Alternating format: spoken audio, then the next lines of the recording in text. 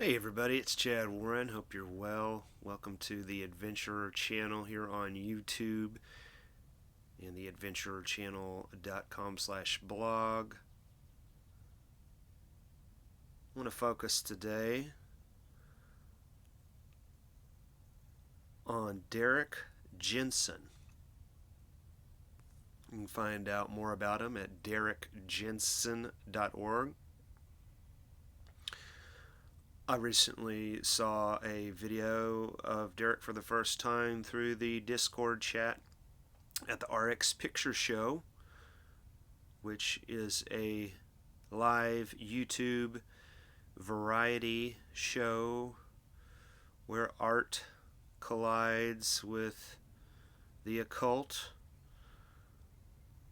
some homemade music and sculpting and painted art, along with Tracy Twyman, occult author and leader of the Plus Ultra movement. Okay, so I first saw Derrick in a video, and it was where some progressive millennial trans LGBTQ type activists were in the background as he was talking about queer history and the connections that writers in the past, like the 60s and whatever, themselves had made between the queer movement and pedophilia. And I would admonish all of us to recognize that the whole like Forever Young, I think that's a store in the mall, and a song by Rod Stewart. I mean, obviously, the whole Masonic created teenage culture of post World War II, this youth centrism, is a form of pedophilia itself. We're all involved in that. Just like, it blows my mind because I'm not uncomfortable with my age. But how there's like social media and hey, you don't want to show your age. Whoa, everybody's so afraid of that. That's a problem. You should want to be who you are, right? And ultimately, is corrupt as everything is in this world. It's all happening according. You either think that there's no reason, there's no order, there's no biologic, right? You don't have any respect for nature, you don't have any respect for some plan of creation, right?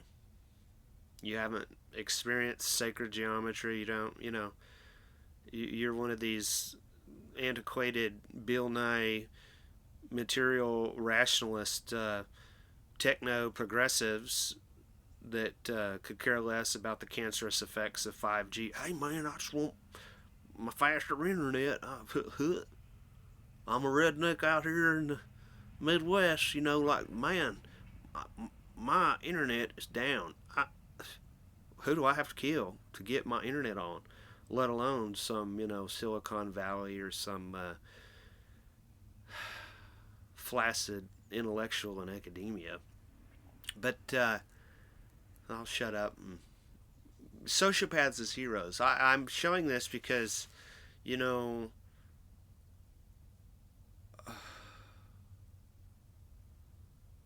ultimately my point is that we need to. I'll read all that later. Let's just listen to Derrick here. We need to recognize that fiction, popular fiction, film, TV, are manifestations of cultural desire. And we have to ask ourselves what it means about us as a people collectively, and what it means about our society when we feature very popular shows, well written shows, well acted shows, well produced shows with protagonists who are sociopaths.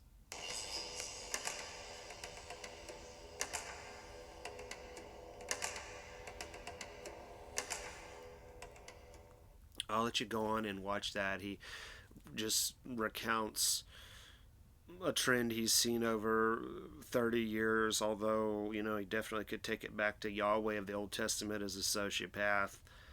And there's nothing new about it, but, from the Clint Eastwood movies, the anti hero, as depicted as a hero, vigilante justice there. And then he reflects on the Breaking Bad series, how he appreciates the value of it as art, but I assume he's saying something like I'm saying, which is we're out of order, we're out of balance. We need to have actual positive examples that we support in the real world, let alone fictional characters. And I'll just show you my critique down here. Oh, comments are disabled for this video. I don't like that. Please explain to me why that is a good idea. I just don't think that's respectful of intellectualism. If you can't tolerate public debate, it's like the progressives that want to censor speech.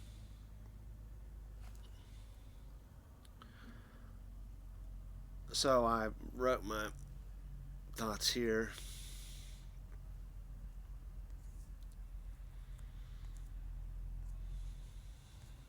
Bravo, Derrick Jensen.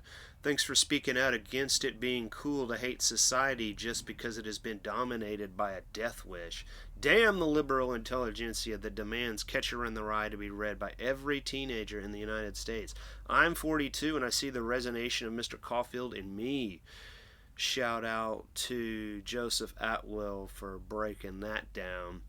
He realizes the Freemasons run everything with a plan to color us all via secrecy and supremacy, and there is nothing he can do about it. I see life is so corrupt that how could I argue that one should share their sandwich with a friend who has nothing to eat?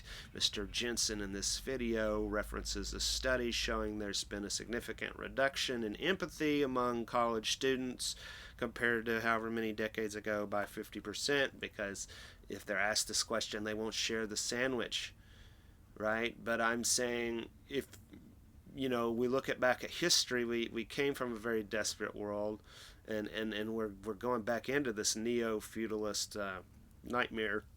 So at some point, I'm homeless. I'm just now living in this camper because of the benevolence, of a friend. It is a dichotomy. You know what I mean? Somebody's helping me. Because he has money from somewhere to help me, and I'll be paying for this and purchasing this land and camper. But, can't help every homeless person at the corner when I pull off the freeway, even if I am also homeless. Desperation is unfortunately what we should prepare for. A universal basic income is not a plan to save us when 90+% of human work is given to AI. It's just another form of dope to distract us from the nothing that haunts all life, like in the never-ending story. We, the radicals, should be working together to create a viable center. I like Gnostic views and am an individualist, but we will be wiped out if we don't find some merger between family and community that isn't corrupted by the dark occult programming. We don't have our own lives. Publishing is controlled by the Luciferian force within all secret societies and group identities. My request is to form a viable confederacy of creative entrepreneurs and nature stewards toward producing alternative media. Surely we can crowdfund and cooperate on a movie to rival what the Disney Marvel monopoly of the oligarchs produces.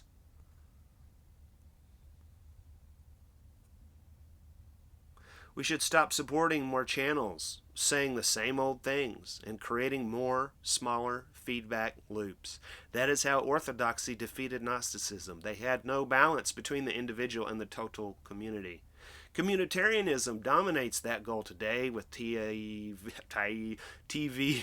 PSAs blaming global warming on humans when the sun is the cause, and GE is profiting off a genuine need to respect our place within the web of life. Rabbits are not good, they are cute. to Jordan Peterson I picked that up from. We need to be able to intimidate the predator class with our defenses, just like a porcupine, or else violence will rule the day. Of course, unconventional warfare is now understood to be conventional in this MK Ultra British invasion of the Beatles world we live in. I heard about you from the Discord chat of the RX Picture Show, wink wink, which has a live variety show on YouTube on Wednesdays at 7 p.m. Pacific over at SB Alger on YouTube. We're headed for a civil war, I assume. If you are serious about wanting to stop needless violence, then I suggest you help me promote peace activism that focuses on local solution to problems we discuss online. There is too much criticism and not enough positive action. Like you say here, where are the dances for the harvest, etc.? He was sharing a point that I think it was a Native American gentleman, I don't remember his name, from like the 60s was saying, we see all the bump and grind hedonism of the New Orleans slave culture. We don't see the rest of it. I've experienced living off a trust fund, and it has been a terrible waste of my life that I have made of that financial opportunity, because we should give thanks for the right kind of struggle. The right kind is fishing, for example. It is so hard just to feed yourself in a more natural setting that we wouldn't need extreme sports and drugs, because we would have ecstatic experiences dealing with the pain of cold weather and the joy of snuggling with a lover. From pain comes good. Family comes from the understandable feeling that we are abused and neglected from the source that creates life. Predators can create allies. What do you say? Hooray.